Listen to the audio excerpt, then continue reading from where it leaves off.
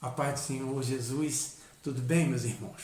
Irmãos, essa semana eu estava conversando com um conhecido e ele estava comentando comigo sobre os livros apócrifos, né? E ele até fez uma citação de Macabeus 2. Aí eu perguntei para ele, irmão, você já leu Macabeus?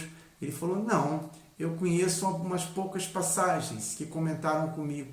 Falei, então, irmãos, por que você não lê? Ele falou, não, porque são livros apócrifos, são livros não inspirados e eles não vão me agregar conhecimento e sabedoria. Aí eu comentei com ele, irmão, falei para ele, né, que esses livros estão inseridos na Bíblia católica. Nós sabemos que a Bíblia é uma coletânea de livros, né?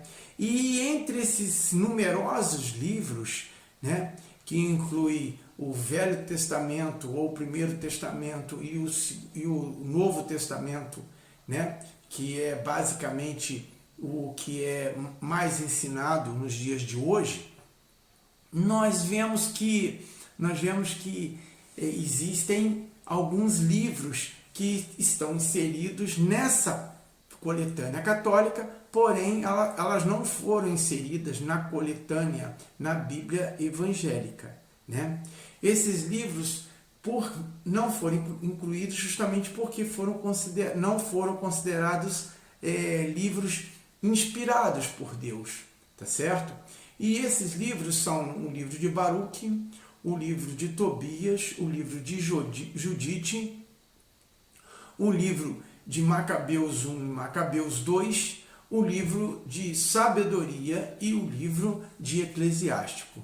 Todos são 7 livros, tá certo?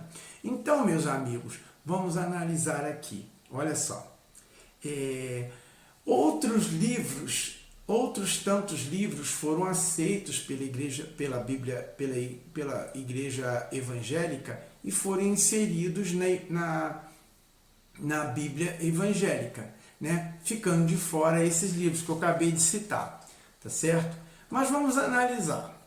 O livro de Baruque é um livro que foi uma revelação que Baruque teve, tá certo? Um livro bem pequenininho. Baruque foi o secretário de Jeremias. Muitas das vezes Jeremias delegou ações para Baruque realizar, tá certo? Então, quando Jeremias ficou na terra e posteriormente foi para o Egito, né, após o cativeiro, durante o cativeiro da Babilônia, Baruque foi levado cativo para a Babilônia, tá certo?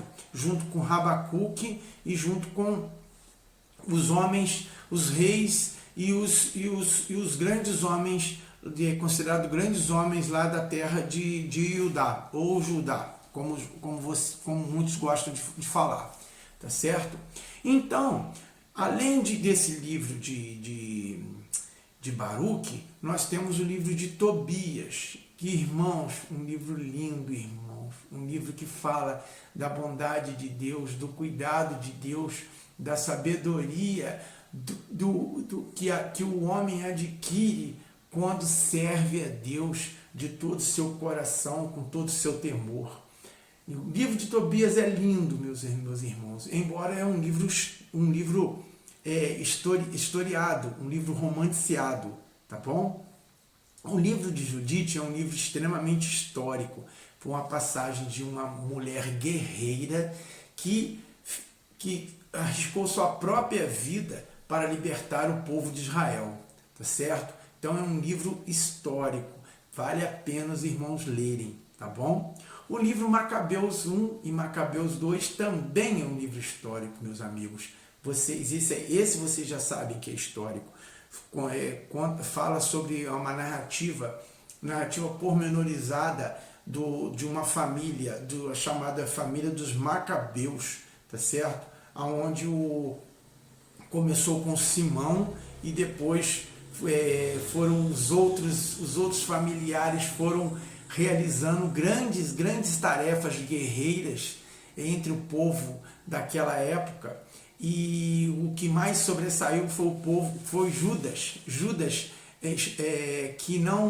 O Judas Macabeu, que não se deixou levar pelo poderio dos gregos, mas enfrentou exércitos e conseguiu fazer uma libertação para o povo, uma libertação guerreira para o povo, tá certo? E depois, meus amigos, nós temos outros livros. Nós temos os 2 livros que eu considero de extrema importância para o enriquecimento de todo aquele que quer se aperfeiçoar na doutrina do Altíssimo, na doutrina de Deus Todo-Poderoso, que é o livro de Eclesiástico e o livro de Sabedoria, tá bom? O livro de Sabedoria é um livro que o nome já diz, é um livro que incentiva a inspiração, incentiva e fala sobre a sabedoria de Deus na criação, em todas as coisas. E o livro de Eclesiástico é um livro de uma narrativa de um avô que foi traduzido pelo seu neto. E o neto teve a dedicação de perder noites e vigílias noturnas para poder executar a tradução desse livro. E é um livro maravilhoso, todos eles são livros ótimos para enriquecimento do cristão, mas o livro de Sabedoria, o livro de Eclesiástico são livros extremamente valiosos. Então eu incentivo aos irmãos da igreja evangélica que se dediquem e leiam, tá certo? Leiam, absorvam o que vocês sabem e vão ter discernimento para ver que literalmente são palavras inspiradoras por Deus para os homens, tá bom?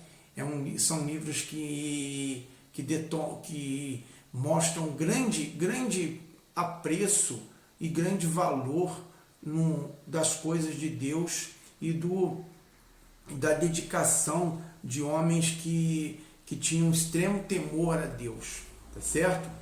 E por último, meus amigos, só para vocês sentirem o valor desses livros, eu vou fazer uma comparaçãozinha aqui, que espero que os irmãos não se ofendam, tá bom? Dentro da igreja evangélica, nós vimos, e também no livro da igreja católica, nós vimos outros 2 livros, que são o livro de Eclesiastes, escrito por Salomão, e o livro de Cantares, que também foi escrito por Salomão, tá certo? E na igreja evangélica o livro de Cantares tem o nome de Cântico dos Cânticos, mas é fácil observar, né? Se vocês leem um livro de cânticos, de Cantares, vocês vão ver que é um livro romanceado, tá certo? É um livro que exorta o amor de um homem por uma mulher e de uma mulher pelo homem com obediência a Deus, tá certo? Invocando a bondade de Deus sobre a vida do casal. É interessante o livro, tá certo? Mas não tem tanta inspiração como o livro de Eclesiástico e o livro de Sabedoria, tá certo?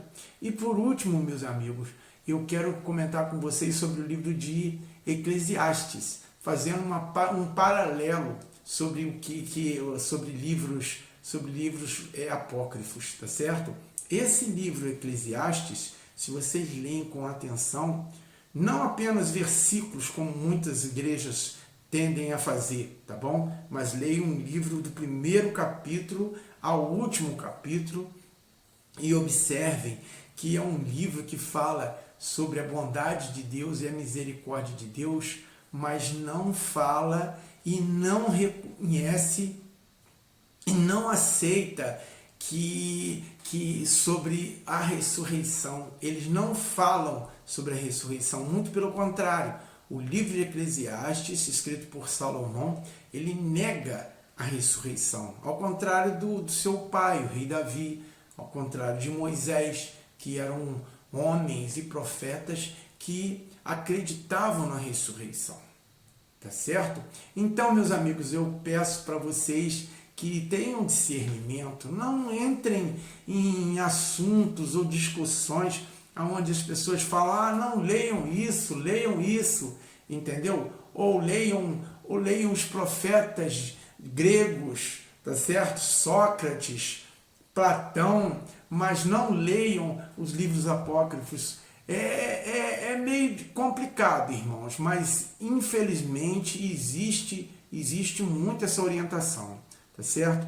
Então eu exorto os irmãos a que leiam esses livros que são considerados apócrifos para a igreja evangélica e que estão inseridos na igreja católica, tá bom? Na Bíblia católica, tá bom? Os irmãos com certeza vão tirar extremo proveito, assim como eu tirei, tá certo?